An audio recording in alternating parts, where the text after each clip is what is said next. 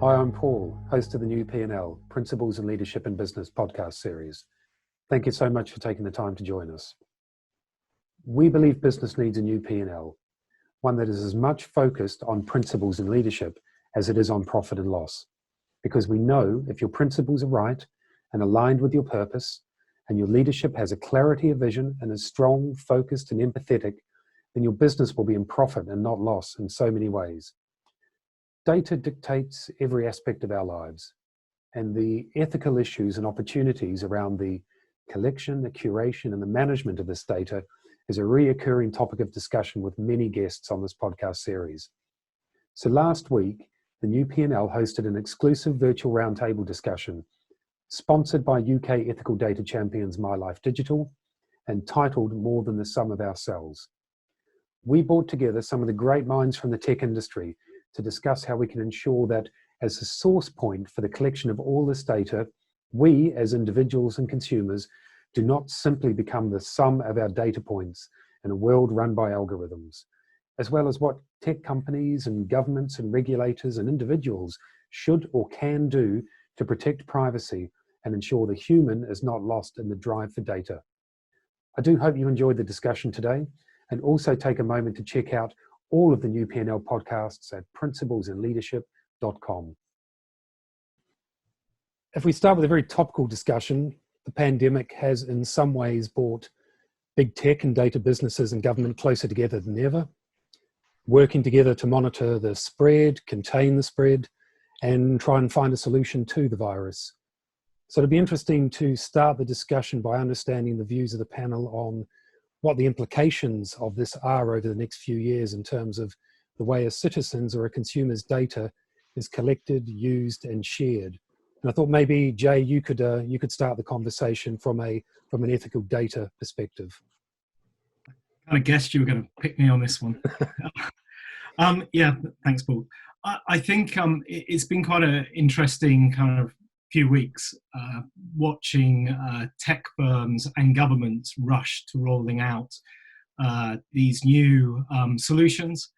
And whether you're looking at a centralized or a decentralized solution, all of them kind of come in with their kind of certain privacy concerns to both the individuals, patients, and so on. I guess I can kind of comment from the UK one that's recently been launched. Mm-hmm. I've seen a lot of negative press from the privacy activists on that one, where they're talking about a centralized system. But I guess it all comes down to the purpose and really what you're trying to achieve from these applications, and what is the best route to go down. So having been that geeky person, I also watched the kind of the Parliament TV when they were talking about the release, and you had a look at the academics.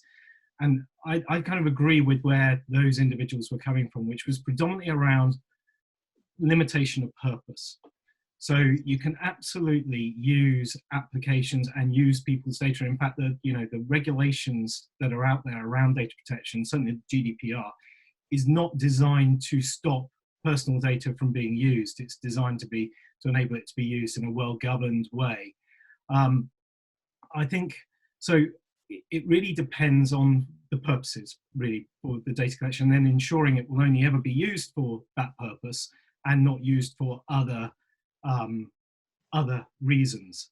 Mm-hmm. And I think the big thing around the UK government has been how GCHQ were the people who provided the encryption keys for the data, and effectively people are saying that you're handing the keys to your mobile phone to the spies.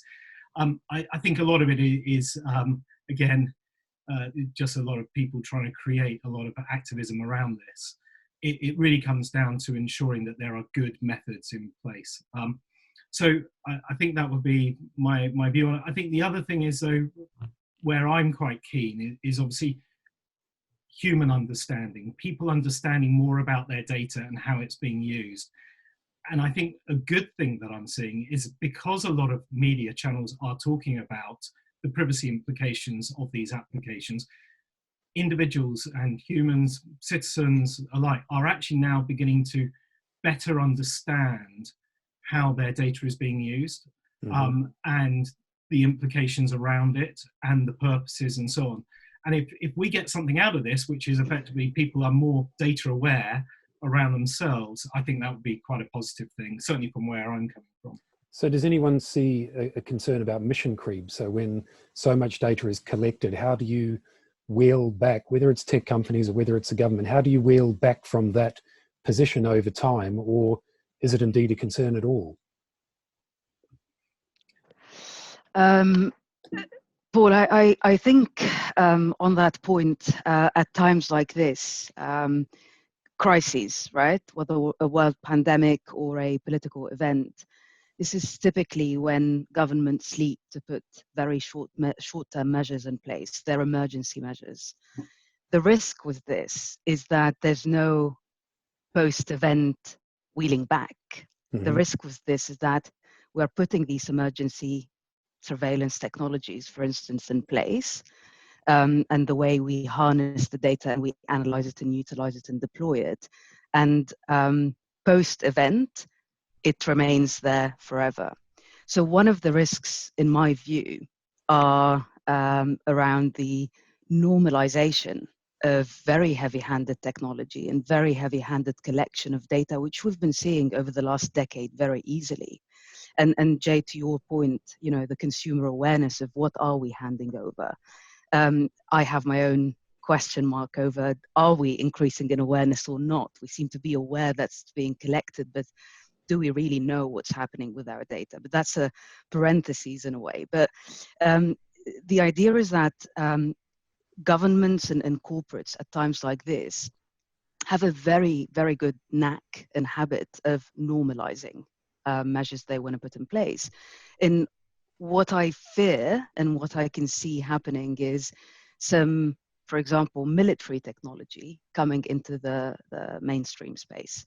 And I have a specific thought in mind around Israel, where technology that has been used to battle terrorism very recently under the PM was up for debate to be moved into the mainstream and for it to be used to combat the pandemic.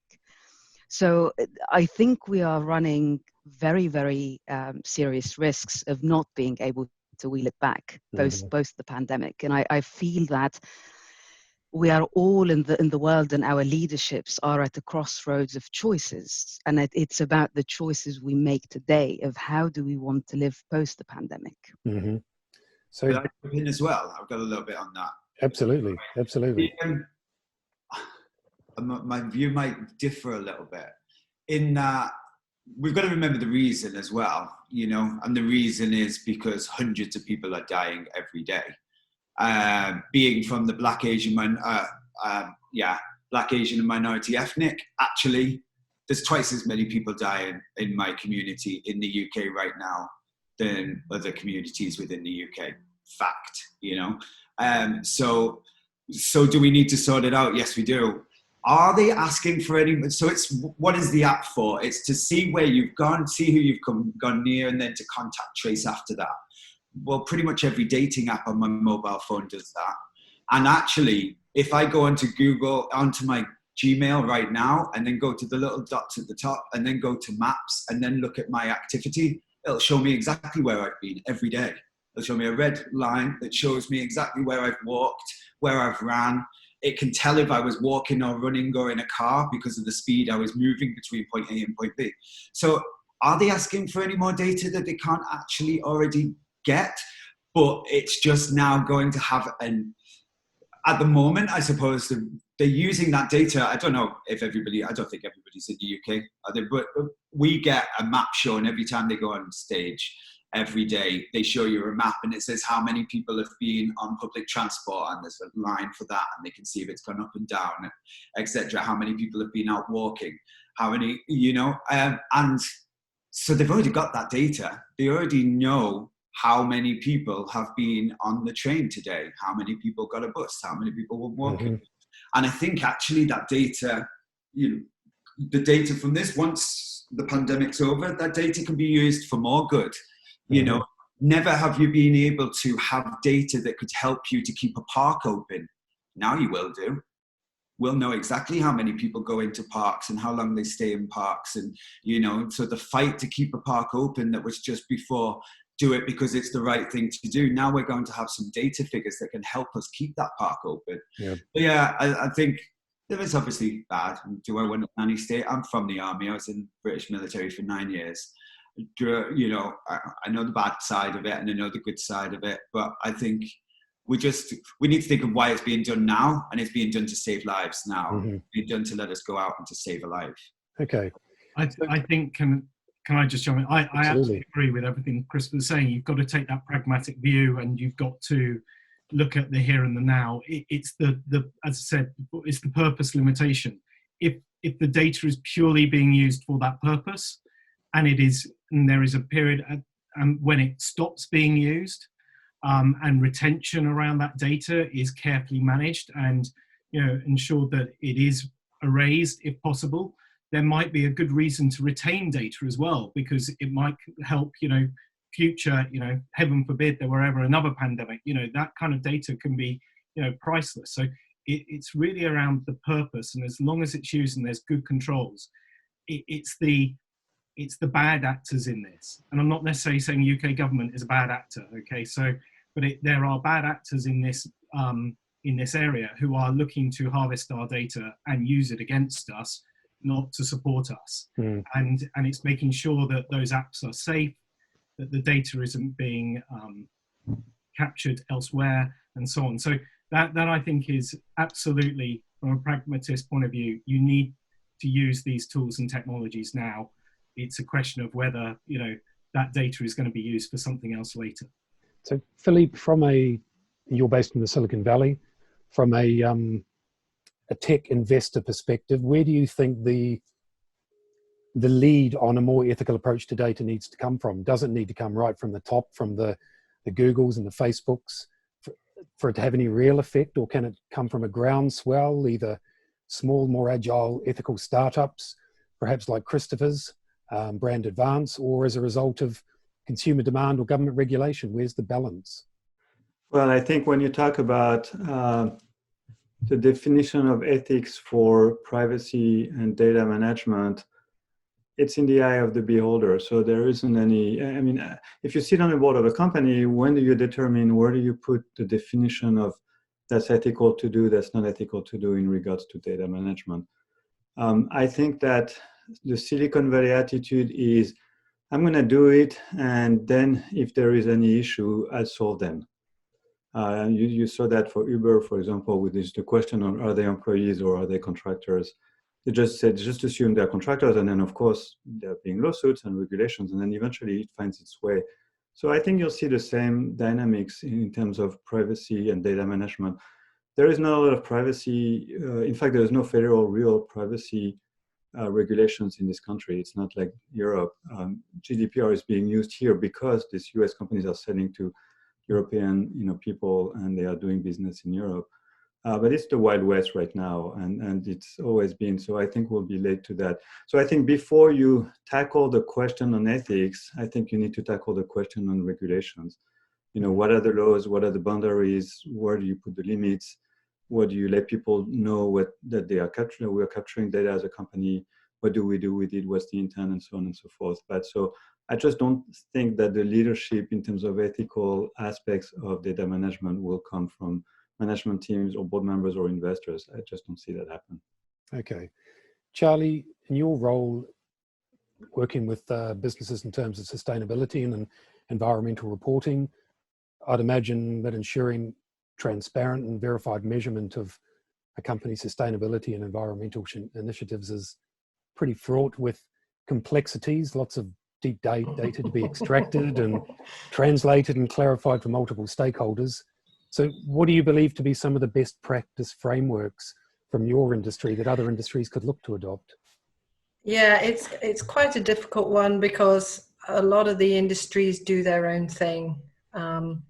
So an example would be across the board something like the SDGs or a CDP, so the Carbon Disclosure Project, or the UN Sustainability Goals or Sustainable Goals, have gone across the world as a framework CDP worked many, many years ago because it was naming and shaming, if you like, whereas the UN SDGs are much more inclusive, much more transparent, much more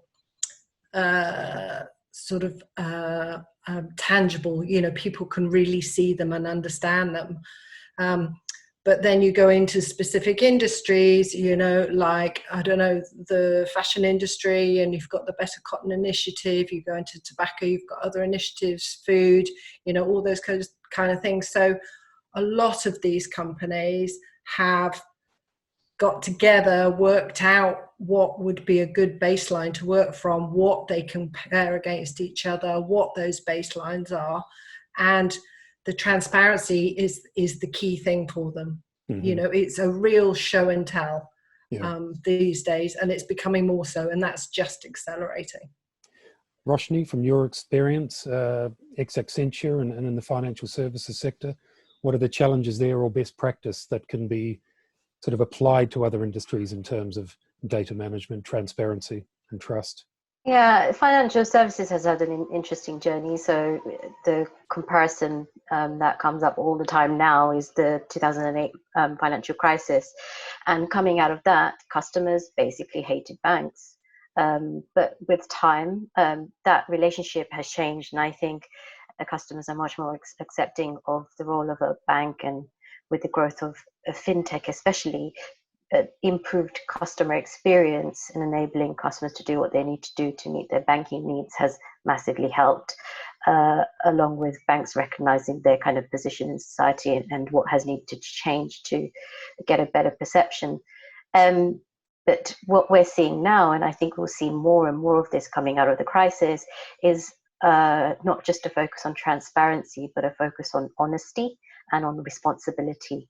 So rather than organizations continuing to think about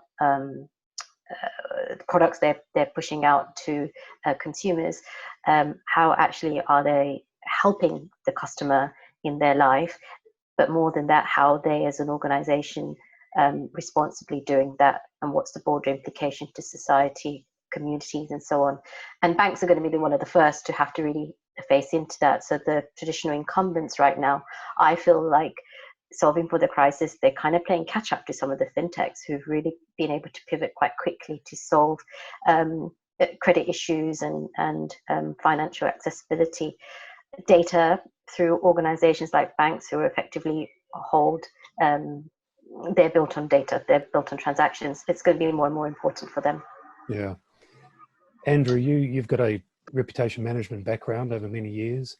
Where do you think, well, you'll be familiar with the Edelman Trust Barometer, the yearly report that sort of looks at trust, consumer trust, and looks at various topics. Where do you feel consumers currently are in terms of the trust they have in brands, and what impact does data collection, if any, in your view, have at that top line trust evaluation? Yeah, I mean, consumers by and large are quite fickle. You know, in terms of the perception towards trust, there's very little trust left in the world because we have no one really to aspire to. There are very few mentors left that we can kind of believe. You know, even if we look at ourselves as an electorate, you know, we're being asked to make really smart, informed decisions, but yet they're being based on manifestos that have been built on mistruths and lies. So we're seeing this element of dishonesty that's become, sadly, kind of like the new norm, but it's spreading across multiple sections of society. So it's not just governments, we're seeing it across private commerce, captains of industry, we're even seeing it with the royal family. But, you know, the need to press the reset button to restore and rebuild reputation, to re-engage with stakeholder communities is absolutely critical. And I think this is where a lot of businesses are going to struggle moving forward, because they are going to have to start telling a completely different story. And it's got to be based on honesty. You know, people want to see more purpose. They want to see better corporate citizenship and better corporate behavior. They're not expecting everyone to be kind of, you know, knights in shining armor. They just want to see a positive contribution, that they're prepared to do things for the better and for the good of everyone. And and that's what has to change. There are going to be some brands that really embrace that and others that won't. But there's a school of thought that when it actually comes to kind of data and data management and data privacy, we should all be playing by the same rules and on the same level kind of playing field. And when I talk about I'm talking about how brands elicit, manage and share that data. I think there's got to be far more transparency and greater governance and oversight for sure. Mm-hmm. And Philippe, what role does the investor community play in ensuring that brands adhere to or adopt those more ethical principles? Well, I think it's what was just said, which is you have to have a purpose and a why that becomes more and more important than just making money on the bottom line. I think the tension is between the value that's being delivered, which most of the time is conveniency, it's convenient, versus privacy and data management. And I think that once that balance is well established, then you can start to go on that path of transparency and honesty. So once you understand that Google and Facebook's business model is based on advertising, and target advertising commands the higher CPM and higher revenue, then you start to understand why where does data privacy and management comes to play, and what am I willing to give as a user in order to enjoy that convenience. Mm-hmm. And I think that unless and until that balance between convenience and value on one side, and then privacy and protection on the other side, once that balance starts to be established, then rules are becoming clearer, and then I think you'll start to go into a world where privacy is enforced, is understood, and in a better world in many ways. Yeah, but I think that's the key. Christopher, you're obviously heavily involved in the ad tech market. It'd be great to start with your view on where you feel the balance is between positive personalization to tailor the consumer proposition, if you like, and intrusiveness in terms of taking it too far within the... Well, as you already know, I'm a big advocate for just contextual relevance. Mm-hmm. I just think it's been forgotten between all these layers of data, or layers of what I did yesterday, what I might do tomorrow, what I'm doing right now, and what I'm wearing, eating, and smelling like while doing it. It seems marketed in my industry. And I think I don't know if it's the IPA, but somebody just come out with a report that 15% of every pound spent in ad tech has actually gone missing. Nobody knows where that's gone. So some of it was, it's all over the news at the moment. I think campaign, the drum, and everybody's running with it, but it's sort of 15% of the programmatic landscape has gone missing. Now, nobody knows if that's some layer of data in there it's being used for, is it some ad tech? Because I just think we've got so bogged down with how many layers of data can we stick on top of a campaign to make it more relevant, that we've forgotten. And I can only speak from advertising, but we've forgotten what a marketeer's job is to actually do, which is to appeal to the masses. Is to take a product. What is my job as a marketeer? Is to take a product and to make as many people as I possibly can want to buy that product. Now, data is good if it still allows the message to be received by the maximum amount of people, because then you can convert the maximum amount of people into the maximum amount of consumers. But if data makes it narrower, if data makes who you can actually target with that, then I think it becomes a little irrelevant. And contextual is always a much more fun. I'm a black gay guy, father of 2 kids.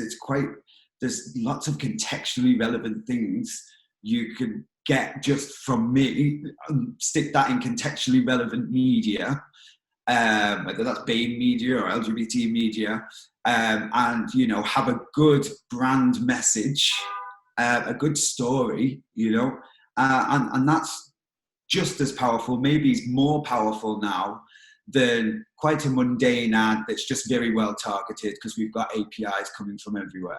Mm-hmm. You know, that's my view. Is sort of, I think we're going back to that now. Marketing, the whole advertising industry is starting to shift back towards contextual relevance, contextual placement, you know, taking away some of them layers of data and actually just telling a good story and sticking it in front of people that story will resonate with. And changing the story for different demographics as well, you know, not just one Land Rover ad and give it to the world and everyone's going to run out and buy a Land Rover. You know, what Land Rover means to an Asian family is different to what it means to a middle-class white family, different to what it means. And then if you've got intersectional families as well, it becomes different as well. So, you know, put 5 films out that each will make that demographic have more affinity to a Land Rover. I waffled a little bit then, but no, that's fine. Who thinks we've become over-reliant on data from a marketing perspective to the expense of perhaps intuition and experience? Do you think we've lost the balance somewhere in the believing data to be the holy grail when in fact it perhaps needs to be a balance of intuition, experience, and data? Yeah, I do to a degree. I think on a lot of these projects or a lot of these big data lakes, you know, you lose the human element. You lose, as you were saying, that contextual, that, you know, it's about people, isn't it? It's not about the numbers particularly. I mean, that can guide you and influence things, but it has to remain or come back to being about the people. Simple as that, really. Well, I can take the other extreme view, which I don't subscribe to, but if you want to push the argument, if you think of, if you had all the data possible about every human being, in theory, with AI, you should be able to completely optimize your marketing campaigns and your rates. Now, again, I don't believe. I mean, I don't think that's necessarily a good world, but in a way, you can make the other argument that says, well, once we have all the data we need, or even approximately the data we need, then the machine will decide what advertising campaign. You won't do the creative side of it, but you will do the messaging or some of the positioning.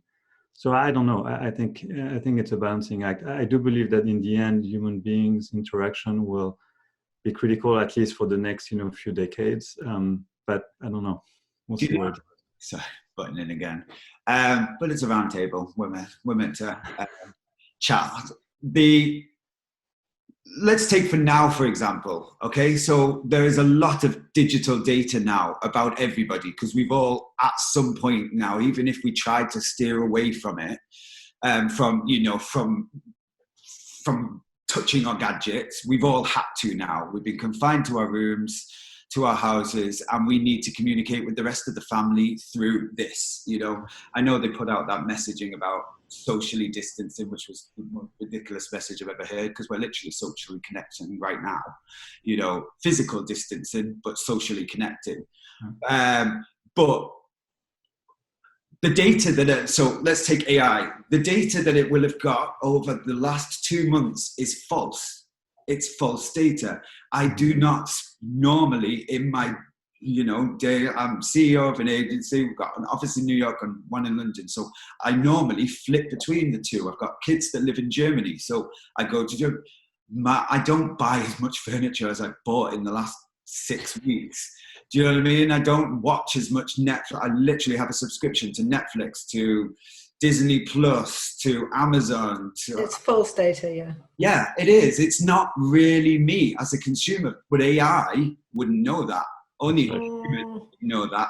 AI would know that that's data. That, Facebook had a problem, didn't they? I was on stage at ISBA, and one of the guys from Facebook, as I got off, sort of said, a little bit of what you just said on the stage is rung true at Facebook. Because Facebook, basically, the algorithm that puts jobs in front of people on Facebook keeps putting nurses in front of females and doctors in front of males. Now, that's because, the data is telling it there are more female nurses and male doctors. But actually, a human will say, well, actually, we want to try and change that a little bit. So Don't know if that was a good example. Christopher, I think you're right. So data is data in its own right, right? Same as technology is neutral in its own right. It's what we make of it, and in data, it's how we interpret it. And what you got to remember. So I worked in money laundering and bribery compliance for a number of years, and I'm currently in e-discovery. And so tech and data has been part of my life for the best part of the last 7 years from a corporate perspective. And one of the going slogans in the industry is, it's not the data, it's what you make of it. And if I tie it back to your earlier point that, you feel it's okay, your data is already being collected, your Uber and your Oyster card and your Netflix say a lot about you. The point is, we might be comfortable because we're surrendering that data, so we get the entertainment in return. But the bridge is what's happening to it once it's going over that bridge, right? So what are we making of it? And there's currently the idea of machine learning, right? It's ongoing. So that data you're talking about, which you're right, for a period of time, it's not representative of you. For the last 7 weeks, you buying 3 office chairs does not mean that you have a tendency to collect them, right? It just happens.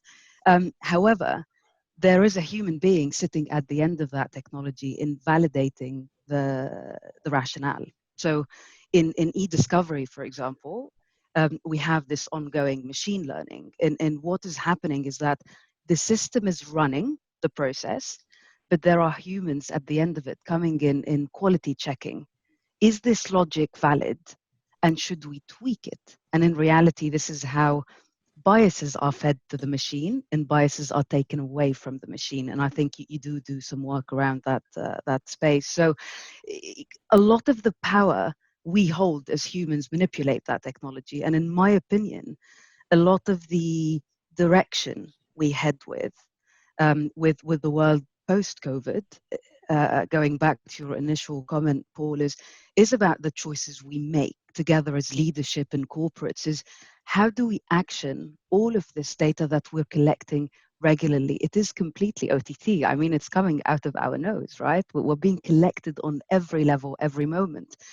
But there's one thing I noticed in looking at different leaderships around the world at the time of the pandemic is that there's a cultural element as well. So China was very quick to enforce highly invasive technology, right? So face recognition, millions of them around China.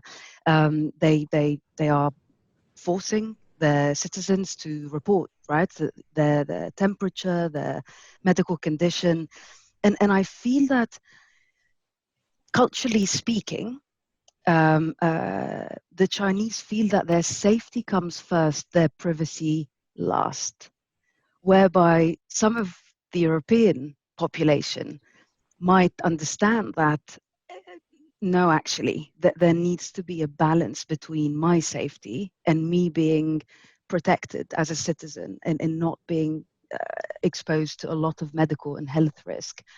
But it does matter to me how my data is collected and what is happening to it. So there's a cultural element here that I think should be part of the debate. Our tolerance for an Orwellian world is genuinely the impression I'm starting to get. And there's also the idea that there's a slight shift from what Yuval Harari calls from over the skin to under the skin, where we're being monitored by cameras and maybe Netflix is saying something about what we like and what we dislike in our YouTube record and even our dating apps. But we're moving to, we need your temperature.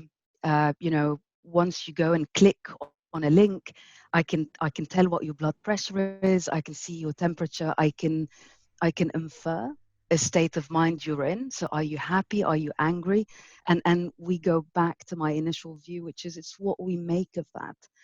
Could governments and corporates, and I think, Jay, you alluded to that, there are, evil forces in the world. That's the reality of the world. We're made up of various forces, and there are evil forces who are inclined to take that data and utilize it and deploy it for a different end, right? If somebody knows how I'm feeling when I'm listening to something or when I'm reading something, could I then be penalized if I'm not reacting the right way to a political message or a social message? I think that's a really good point, though, about the culture. I mean, I lived in Asia for 23 years, out of Hong Kong and China, and there is definitely a perception that if I share my data, then the social goodwill far outweighs the fear of that kind of mission creep, of kind of over kind of data usage. You know, and an example there is, you know, Hong Kong, I think at the moment is only at about 1,000 or so infections, 4 fatalities. Yet it was really right at the very kind of epicenter, not too far from Wuhan when it all began. But we have a very, very accepting society there where people, whether it be convenience or social goodwill, they are happy to share their data, and they don't really care too much. So when you're going into the airport there, you are temperature checked. You've been temperature checked there for the last kind of 10, 12 years. People just get used to it because they know that there's a good that comes out of it. Yes, it can be a little bit invasive when people are now entering into Hong Kong. They have to go straight into a medical center where they go through a full kind of appraisal, and they give an electronic tagging.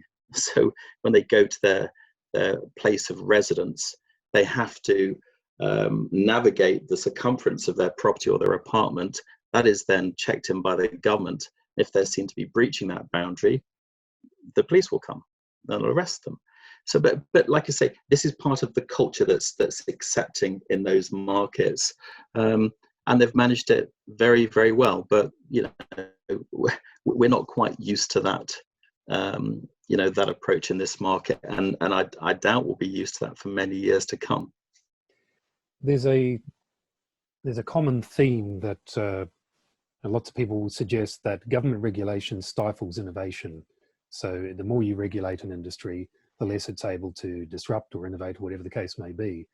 What we may see out of this pandemic is more government regulation in areas, but also paradoxically more need for innovation across multiple industries to help either dig us out economically or from a health perspective or whatever the case may be. So I'd love to go around the team and get everyone's views on the balance between regulation and innovation. So Paul, can I jump Absolutely. in? Because yeah, I think this is quite an important point, because yeah, a lot of people look at regulation and think it's there designed to stifle innovation. I kind of disagree with that, and something Philippe said earlier, you know, it is the Wild West on the West Coast, you know, in terms of data. It's kind of almost like, let's collect everything and ask for forgiveness later, or look for new, or then go and ask for regulation. Now regulate us.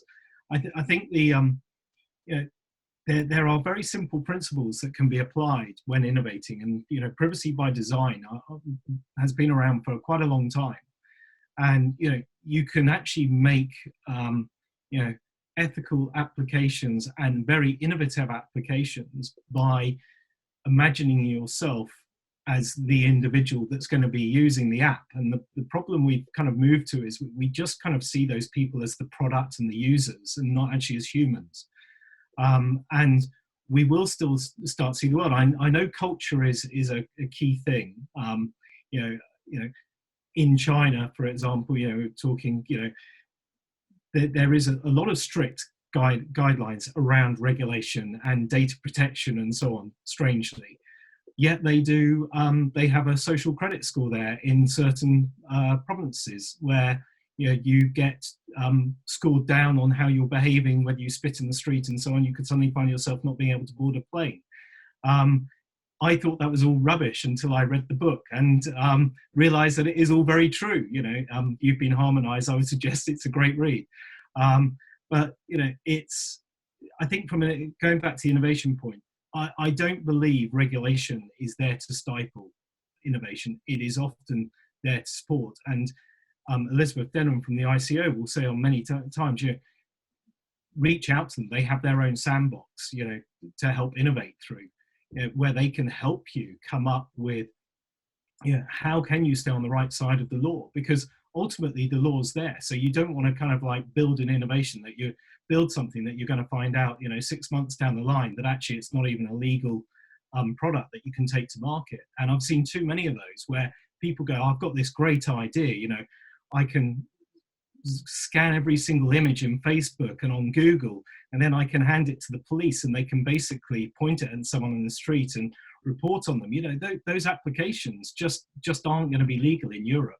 So why build them? So I think, innovation and design principles around privacy are absolutely critical. So if you want to innovate, just get it right first time. Yeah, I couldn't agree more. I think that I don't believe that regulations prevents innovations. I mean, if you look at the drug companies that are developing drugs, they are highly, highly regulated through the FDA in this country and other places by other organizations. And CRISPR was invented not too far from here and highly innovative. I think regulation defines the sandbox, as you were saying, Jason, where people say, okay, if you want to play, you have to play within the sandbox, and there are good reasons for it at the core of regulations. But within a sandbox, you can come up with any crazy idea and innovate as long as you want. And I don't think one excludes the other one. Yeah, and often the regulation is almost the minimum bar that these companies need to kind of achieve. And so they've got an opportunity to really push things. And those that are almost committed to a broader industry conversation have the opportunity then to start talking with a regulatory body or a bunch of independent bodies and start forming a kind of coordinated thought leadership around the topic. Because I don't think governments and policymakers are going to solve this in isolation. It's going to take so many different viewpoints to come up with a consistently moving answer for what organizations need to do in terms of a code of ethics and how they measure themselves. But regulation should absolutely not and does not stifle, I think, innovation. I couldn't agree more. I mean, if you look at, for me, the litmus test is how the investment banks are performing and how they're viewing, these so-called barriers. And you look at the role of environmental, social, and governance performances playing. Is a much, much bigger role now in the investment criteria of VC firms. The new normal that we now find ourselves in is going to intrinsically link to, a brand's purpose to their ESG performance, whether it's be focusing on long-term value creation or their positive contribution to society. Businesses are being expected to step up in a way that we've never really been scrutinized before. And if you look at kind of Morgan Stanley's of this world, they're viewing this disruption around COVID-19 is bringing about kind of new social considerations back to the forefront of ESG. So if the investment banks see opportunities in regulation, then they're there. That's how they make their money. Yeah, I think I'll chime in as well and completely agree that regulation does not stifle innovation one bit. My experience has been that regulation tries to play catch up with innovation. Technology comes first and is making headway really, really fast, and regulation is trying to catch its breath and keep up. So I think the notion of accountability is very important here, because it is on our innovators and our corporates to be held accountable and be responsible in the way they deploy that technology. Mm-hmm. There's been a few examples, and I think, Christopher, you alluded to one earlier, that some of the big advertisers dramatically sort of cutting digital advertising spend and seeing very little change in their overall results. And I think we've seen with Uber and I think Procter & Gamble and one or two other very high profile brands. What's the panel's view on, are we approaching a sort of an Emperor's New Clothing moment or Emperor's New Clothes moment when it comes to digital advertising in terms of measurement and return on investment? Well, I'll chime in a little bit, but what I've seen, I don't know if this answers the actual question you've asked, but I've got another question in my head, I think. What we've seen, what Brand Advance has seen, and that's all I can speak. I can only speak with authority for what we've experienced, and that is we've experienced an increase in digital spend So I'll start with that. But it's a shift in the priorities within where that spend is going. Well, certainly not in my lifetime. I've been on Earth 37 years, and I don't think I've ever known so much talk about other demographics, i.e. Black, Asian, minority, ethnic. I've never seen so much on the news, in the papers, other countries talking about our BAME communities, us talking about Chicago and the problems that are there. Do you know what I mean? So that has fast trickled into a CMO's or a marketeer's mind, brand manager's minds. One, somebody was saying it earlier about being helpful. Nobody needs a toothpaste ad right now. It's the last thing anybody wants to see. But we do need to know how to look after our dental hygiene when the dentists are shut for 3 months. So we need helpfulness, and we do need the products that will be helpful, but we don't need just an ad for an ad's sake. Also, there's been a big shift in how people or how different demographics are perceived. This will come back to your question, just bear with me. There's a big shift with how demographics are perceived. Only 6 weeks ago, bus drivers,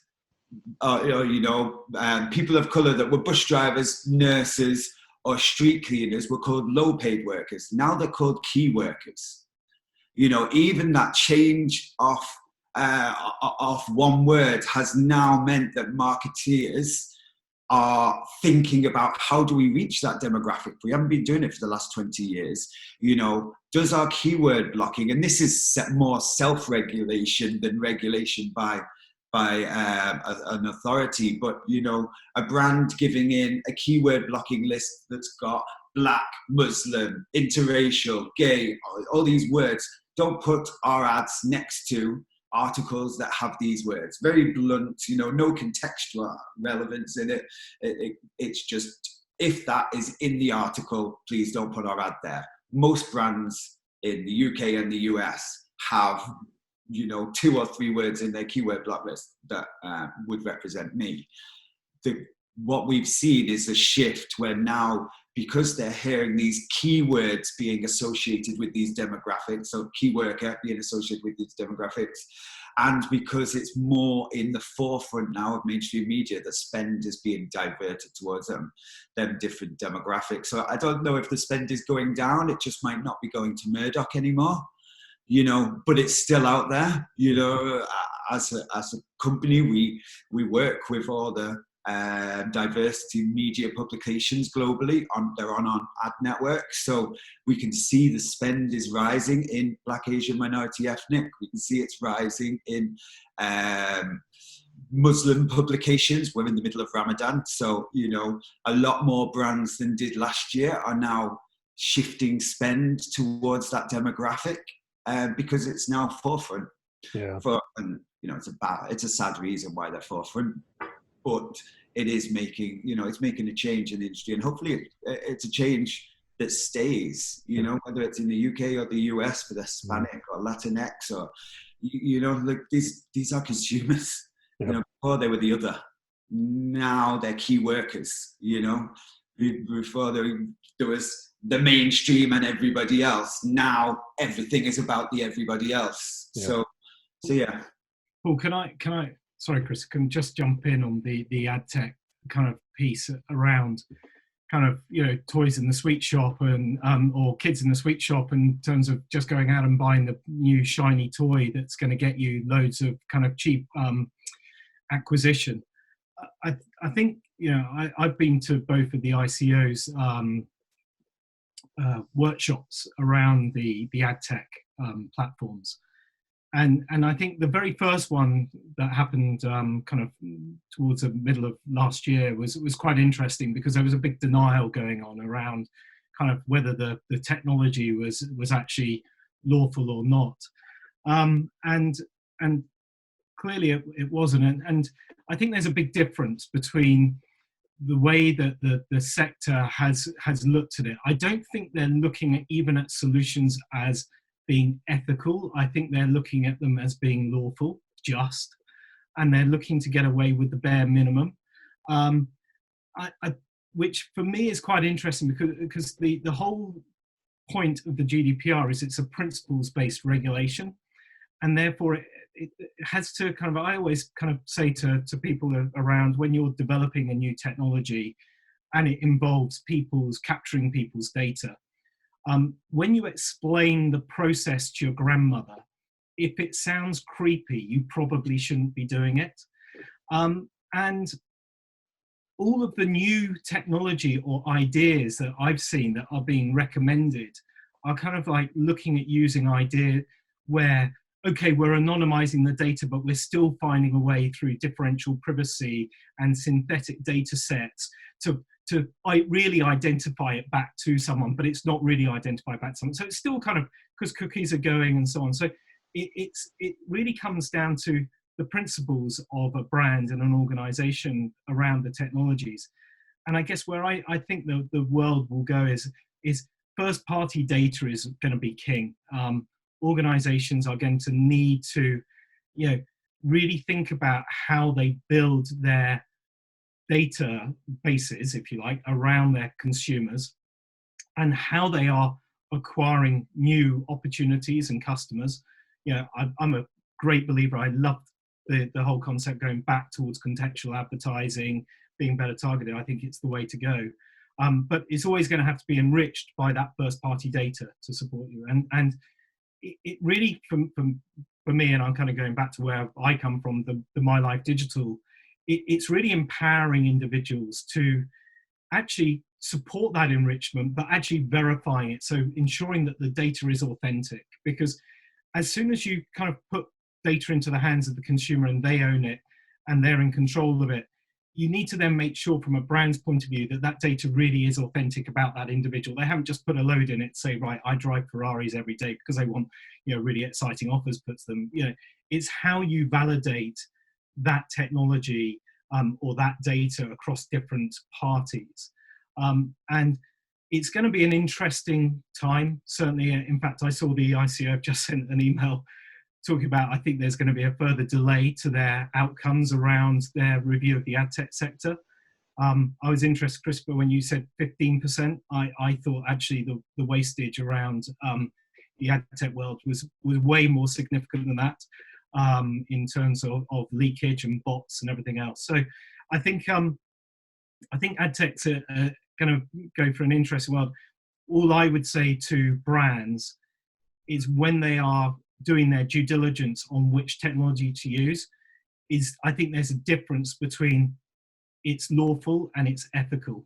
It might be lawful, but does it actually deliver on the principles of the regulation and what you as a brand might stand for? And as I say, if when someone explains to you how it works, if it sounds creepy, it probably is.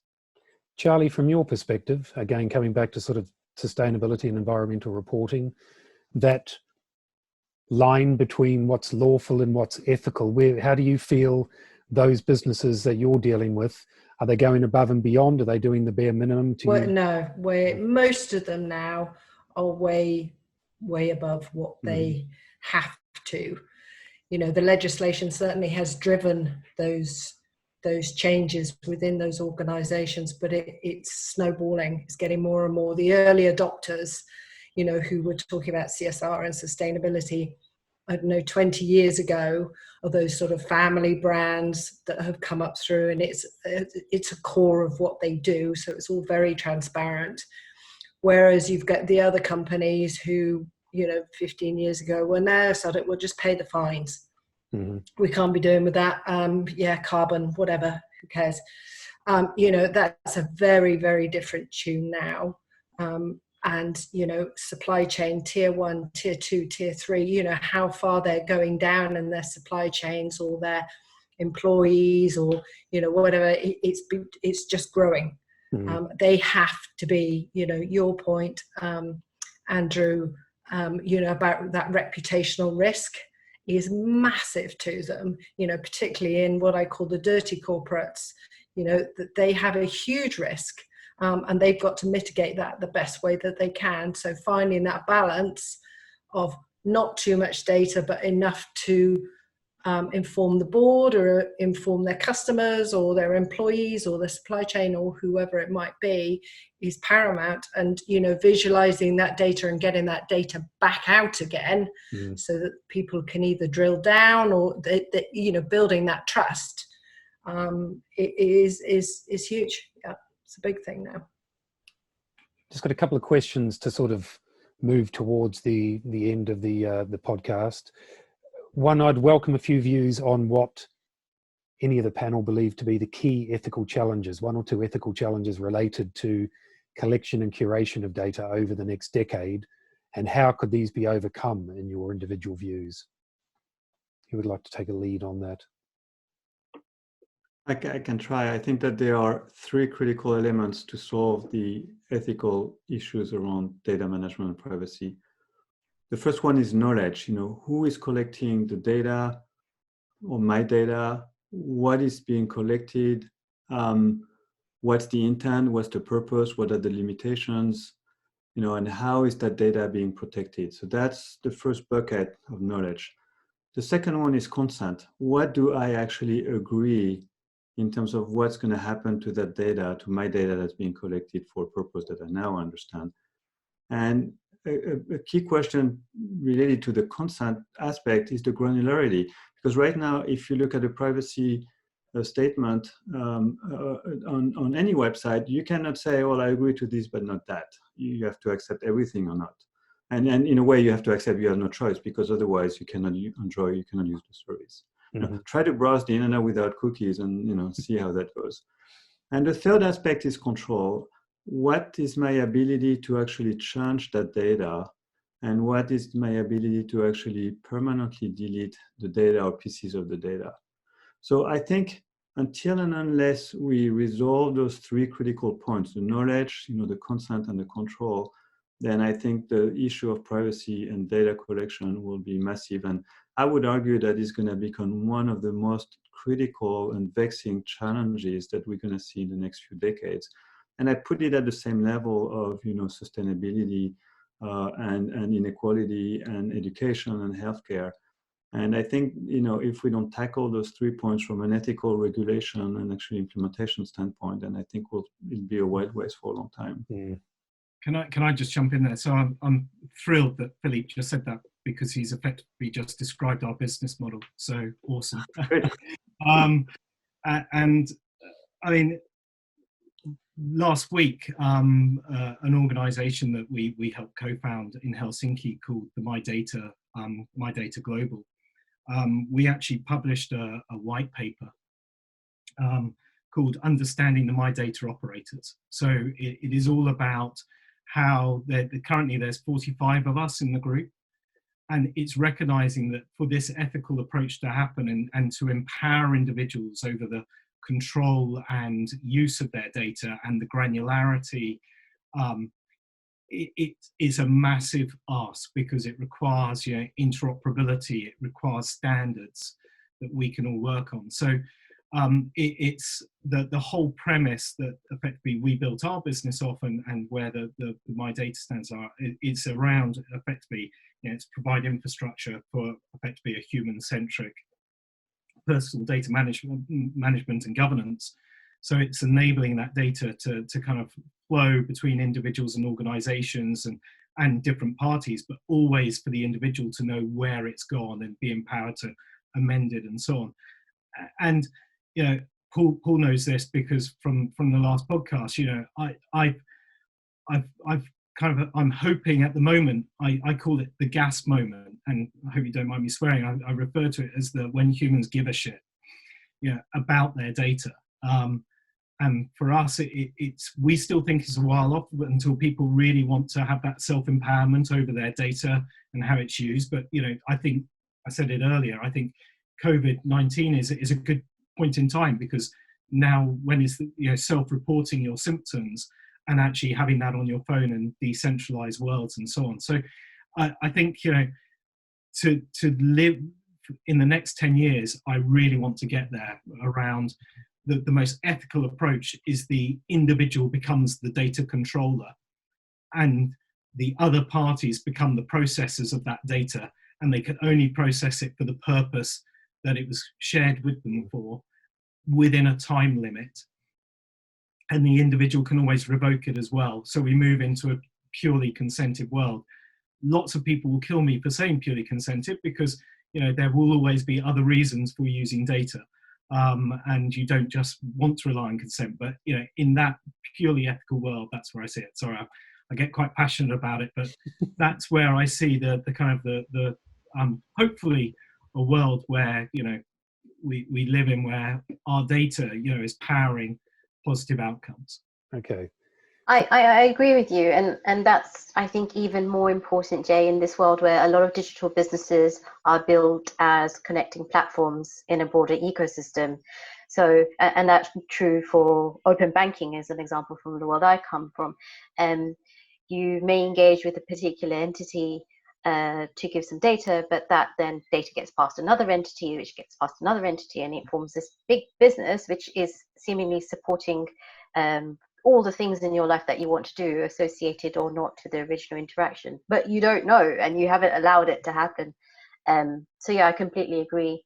I think the second one that's interesting is around monopoly and competition, and how privacy and security plays into that. So I think recently the EU competition commissioner was given a bit of a mandate to look at how big tech is working in terms of monopoly and privacy, and trying to understand, there's an agenda to try and understand if the level of data they hold is effectively driving anti-competition.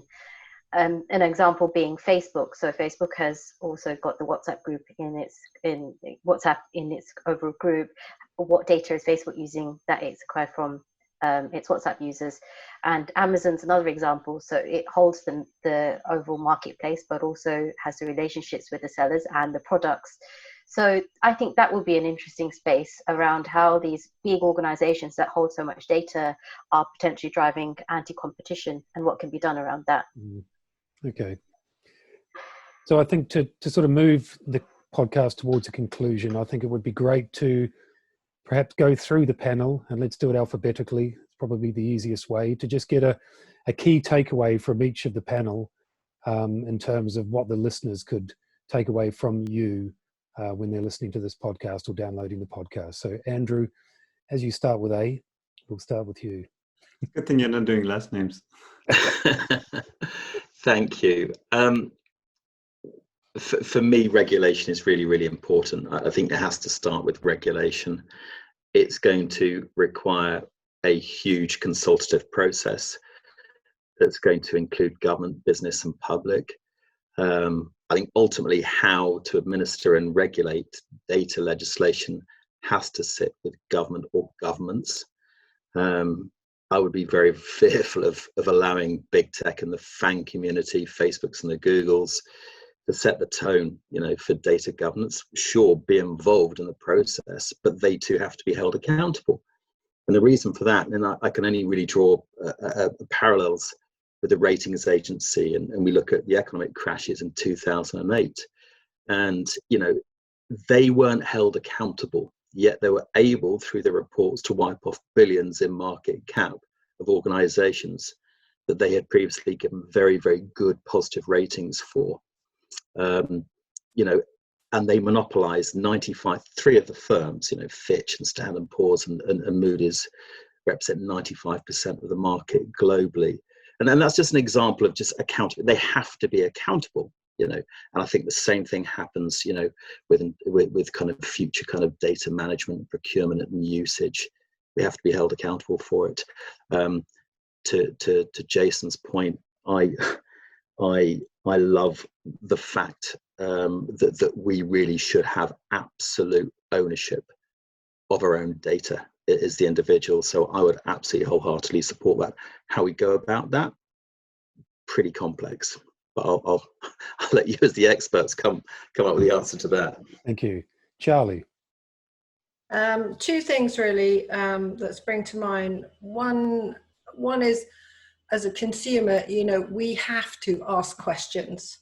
You know, we have to find out, we have to understand as much as we can what's going on with our data, our personal data.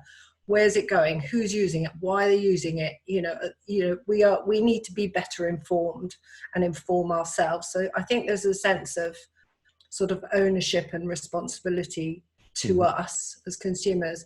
On the other sort of side of it, as a consumer, ask business, ask them really hard questions, demand things, interrogate them, really push them. And I feel that, again, that's our job to do. They will conform to regulation, do what they're supposed to do. But unless the consumer starts driving it and starts asking those questions, I don't think things will change fast enough. It needs to be, the legislation needs to be there. Completely agree with that ish. But also, it's our responsibility, every single one of us, to demand to know what the hell's going on with it. Okay, thank you. Christopher. I agree that we need regulation is good. I think from my viewpoint, I wouldn't be staying true to myself if I didn't say that there definitely needs to be representation within, who enforces that regulation. Take, for example, the ASA's gender stereotyping ruling that's come in. So, no gender stereotyping in TV adverts or in any kind of advertising or campaign. Who enforces that? Is there 6 guys sat at a table that says that's a gender stereotype for a female? Or is there 6 females, but are they females without children who would think that a mum at home is a stereotype, because they all work. Little things like that, nuances that need to be, who is actually making the decisions on the side of the regulator. Sometimes there needs to be regulation of the regulators, to make sure that there is true representation sat around making the decision that is good or that is bad. Yeah. But there definitely needs to be the regulation. I'm all for that. Thank you. Jay, I think it's your... Yeah, I would go beyond regulation, I think. And this kind of comes to the point I made earlier around, is it ethical versus lawful? And I think for brands, we are seeing that trust is beginning to become quite a big thing. B Corps are rising and so on. So I would kind of urge, especially when it comes to data, is actually to go beyond the regulation. That doesn't really need to be hard. What it needs to do is you need to put yourself in the positions of the human, the data subject, which is an awful term because we're not just subjects. And we've always said, you can build, if you put yourself in their place, then actually meeting the regulation thereafter is a lot easier because you're going to be doing right by them. And, we've always said, to build a kind of data trust with an individual, you need to be transparent. And if you're absolutely transparent with an individual as to what you're going to do with their data, and then empower them to make decisions over how that data is used, you're not going to go far wrong. And then you rely on that regulator to hold those organizations to account that they're not just saying it, they are actually doing it. Yeah. And that would be my take out. Cheers, Joe. Niz. Your alphabetical prowess is impressive, Vaughan. Practicing all day. Yeah. For me, I think it's an amalgamation of a number of points that came up here. But if I summarize, my view is we need to hold our corporates and our governments accountable. We require accountability and transparency. So for me, it's who is collecting, what are we collecting, and for what purpose? So there's that element there. But I also think we should shift the onus slightly more on us as individuals. And I think ideally and critically, we would come up with a way to fuel individual curiosity for us to want to investigate what's happening to our data once it's leaving us, and for us to care. I think that's very critical. You see it often in businesses, and because it's a human trait, it takes a while for apathy to be changed. And I think that's what's going to cause this shift. When we all revolt and say, hang on, I'm now aware. I'm aware that that data is being taken away from me. I now understand what's being done with it, sometimes to a greater good, sometimes less so, just so that I'm manipulated. And I think this is where we become larger than the sum of ourselves, and we say, hang on, you made an assumption about me, but I am a mixture of black and father and you know, like a CEO, and there's a bigger part to me. So I think as much as I hold corporates and governments accountable, I would encourage a shift towards individual education and then curiosity fueling to say, I'm taking over the power here. Yes. Okay. Thank you. Philippe. Well, I think the biggest issue in privacy and data management and data collection is actually not regulation, it's not ethical, it's not business model, it's not making money or shareholder value creation, and it's not innovation. I think the biggest issue is awareness. I am stunned as how little people know what's going on about, you know, which data they give and what happens to the data. I would encourage any of you listeners to download the data that Google has accumulated on them, which they can do, and Facebook as well. They can do it for Apple, but it's actually paradoxically a little bit more complicated, even though Apple has less data because they only collect data for the App Store and then the news app that they have. But once you download that and you get that report from Facebook or Google, it's amazing how much they have collected and how much they know about you. It's really stunning. So I think the biggest issue is awareness. People are not going to start to demand changes and regulations unless they understand that they have a big problem, which is that their data is being used and abused without them knowing it. And so I think the awareness, so in a way, one of the silver linings of this COVID-19 crisis, in my opinion, is that you will increase the awareness of privacy issues, like why do I need to report my temperature or my health and who I've been in contact with over the past 48 hours. And then suddenly people realize that privacy is actually indeed an issue. And I think the other thing I want to add is that for good or bad, and I'm not judging it, we are transitioning who we are from an atoms, you know, to bits.